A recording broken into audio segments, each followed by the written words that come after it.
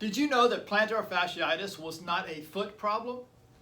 Today, I'm going to talk about what is plantar fasciitis, what causes it, and how can you resolve those issues.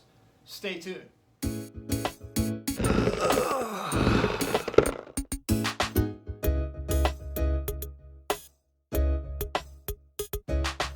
Welcome back to the Muscle Repair Shop. My name is Butch Phelps, and today we're going to talk about plantar fasciitis, which is a very popular ailment that is horrible when people have it in a severe state.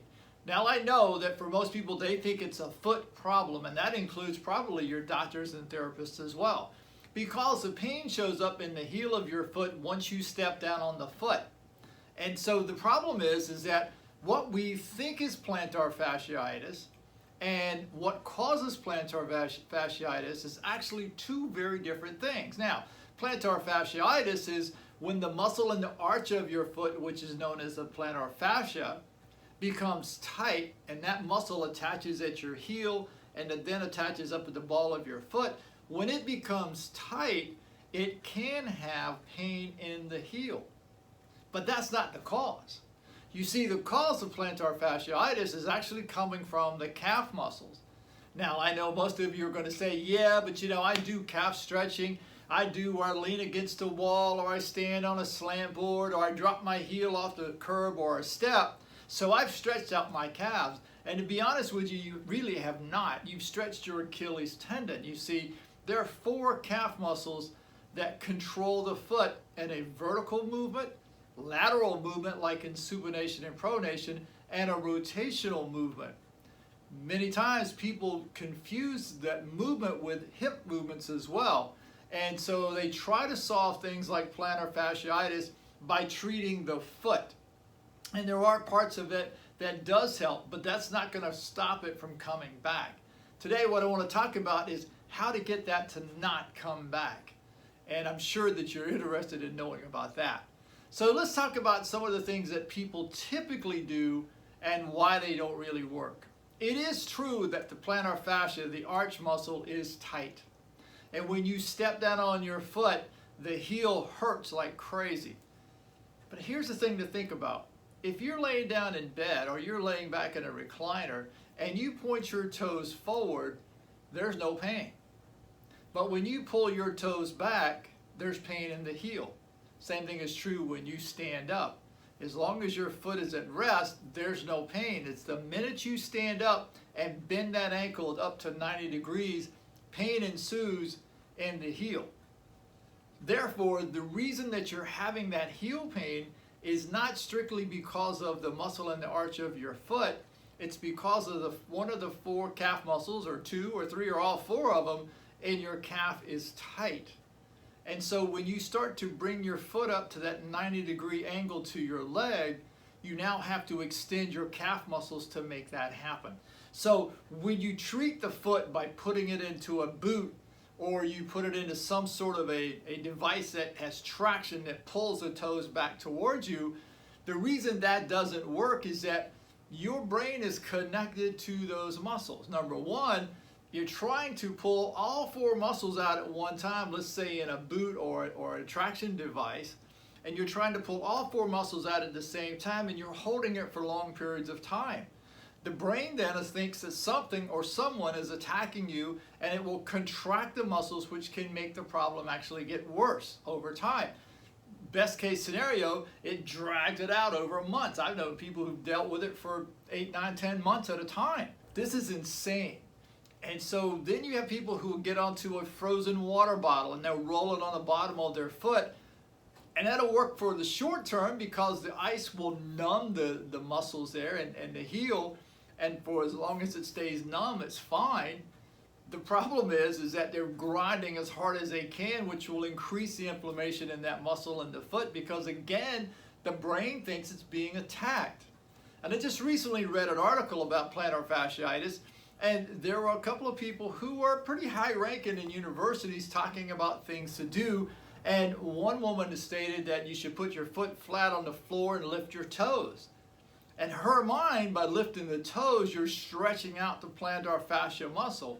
The reality is you're contracting the muscles in your shins, and you're more likely to get shin splints than to stretch out the arch in your foot. And then another person was saying that what you should do is get up on your foot and start to strength train by strength training your calves and your feet. Again, this is going to tighten the muscles, which will increase the inflammation, which will make the problem last even longer. And then finally, there was a podiatrist who said you should have arch supports in your shoes and so forth. And yes, that will work short term, because like putting a cast on a broken arm, once you put the cast on, the pain in the arm seems to dissipate. Well, once you put the arch support in your shoe, the same thing will happen to the arch, because it doesn't allow it to extend the way it's supposed to.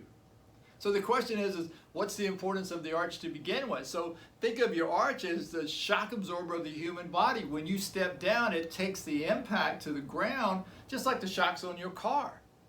But if you put an arch support there where the arch cannot extend, then the only thing that's going to happen is over time it's going to atrophy. And so as we get older, it becomes more difficult to walk on harder surfaces. And the reason for that is that our arches have atrophied over time, because for our entire lives we've been told to wear arch supports in our shoes. So the shoes you wear can actually create plantar fasciitis in your feet. Now, in this particular article I read today, they were talking about how flip-flops could lead to that, or flat shoes could lead to that, and nothing could be further from the truth.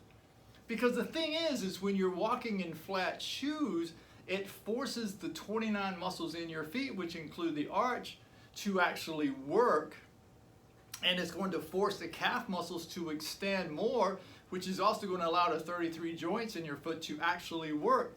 Now the problem comes for people, and from what the podiatrist was seeing, is that for people who wear flip-flops in the summertime and flats, after not wearing them all winter, they have foot pain. So the assumption is it's the shoes. It's not the shoes. It's the muscles in the feet that have atrophied. It's the muscles in the calves that are atrophied because we've worn boots which prevent the ankle from bending. We've worn shoes with thick soles and arch supports, which prevents the arch muscle from actually working. So you can see how crazy this becomes. The association that once we get into the summertime and we wear typical shoes for summer like flip-flops and our feet start to hurt, that the flip-flops are bad for our feet, is a bad assumption, because that's not really true. So at 63 years old, I walk on hard surfaces with bare feet all the time, and so does my wife, and she's over 70, and it doesn't hurt our feet. The key to it is understanding how to stretch out your calves correctly, how to soften the muscles in your feet correctly. Now I'm going to put a link down below in the description on a video of how to stretch out your calves correctly. Because like I said before, it works vertically on the foot, it works laterally on the ankle for supination and pronation, and it also works in rotation. Here's a quick little side note. I've never met a golfer who's had back pain from playing golf that did not have tight calves and hamstrings. Why? Because the tight calves, we don't stretch our calves properly, and the lower leg muscles, there's two bones there, can't rotate, and he's trying to force his hips and shoulders to make the rotation, which overworks the lower part of the back, causing back pain. I'm telling you, if you do these calf stretches, especially if you're a golfer, but if you have plantar fasciitis, I have seen it go from someone within 24 hours. Now that's a rarity. It's typically between 2 to 5 days, and you want to do this every day. But if you do it, I'm telling you, it will work. The second thing, use your hand on the arch of your foot. If you can't reach your foot, take a golf ball, put it on the floor, and when you do that, don't stand on it. I know people tell you to do that. Don't stand on it. It's going to hurt like crazy, so don't do that. But sit in a chair, put the golf ball underneath the arch of your foot. Don't roll around on it. I know that feels like fun, but gently press in on the golf ball. If there's no pain, move to another spot. Press in. Do it over and over throughout the whole arch, and if you find a spot that's sore, stay there, breathe out, maintain the pressure, and allow the pain to dissipate. Now, if you go through all over your arch and you feel nothing, maybe you're not pressing quite hard enough, increase the pressure a little bit. Don't try to push the ball through your foot, but a little bit. And when you do that, you may find those sore spots, and you want to soften that up. Then take your hand and on the top of your foot, go between the bones of the toes coming back towards your heel. Soften your feet. Your feet should be as soft as the palm of your hands. It's as simple as that. Once those feet are that soft as your hands, now the 33 joints, the 29 muscles can start to work correctly. Once the calves are stretched out correctly, where you can bend your ankle beyond 90 degrees, when you can do that, now when you walk, you use the muscles in your feet to push off instead of your upper thighs, which if you do that will cause low back pain and head forward posture. Try it. That's all I'm saying. Try it. I have seen hundreds of people with plantar fasciitis who within 5 days, almost all of them, it was gone. So it's up to you. Try it. So if you like this video, please don't forget to subscribe down below, ring the bell, and share this with your friends. And as always, always leave your comments. I'll be more than happy to talk to you about it.